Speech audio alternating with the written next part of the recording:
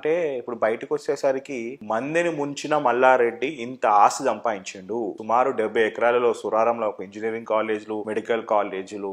ఇక మీరు చూడని ఆస్తి కాదు, మీరు చూడని పైసలు కాదు, మంది ముంచిన పైసలు. సో అదే కాన్సెప్ట్ బేస్ తోటి మల్కాజ్గిరి మీద కొడుకులను వదిలేసిండ్రు అనే మాట వినిపిస్తున్నాను. రోహిత్, నేను ఒక విషయం చెప్తాను అనుకో నీకంటే, నీకు కూడా ఈ విషయం అవగాహన లేనట్టుంది. అంటే నేను దానికోసం నేను క్లారిటీ చేస్తాను. మాకు ఇంజనీరింగ్ కాలేజెస్ కానీ, మెడికల్ కాలేజెస్ కానీ ఇవన్నీ కూడా 2014 బిఫోర్, అంటే మా కాలేజెస్ పర్మిషన్స్ అన్ని కూడా 2014 బిఫోర్, ఈవెన్ వెన్ మా ఫాదర్ రాజకీయాలకు రాకముందు, అదేవిధంగా బీఆర్ఎస్ పార్టీ లేనప్పుడు, అంటే యాక్టివ్ గవర్నమెంట్ ఫామ్ లేనప్పుడు, అప్పటి నుంచి అవన్నీ కూడా ఉన్నాయి. మా సూరారంలో 70 acres కానీ, అదేవిధంగా మైసమ్మగూడెం అక్కడ మా క్యాంపస్ లో 200 acres ఆ క్యాంపస్ కానీ, అవన్నీ 2014 బిఫోరే ఉన్నాయి. ఇవన్నీ ఇప్పుడు కొత్తగా వచ్చినట్టు ఏం లేదు. మా ఫాదర్ ఇవన్నీ అయిన తర్వాత ఒక మంచి సర్వీస్ చేద్దామని ఆ ఉద్దేశంతోనే వచ్చాడు, వేరే ఉద్దేశంతో ఏం లేదు.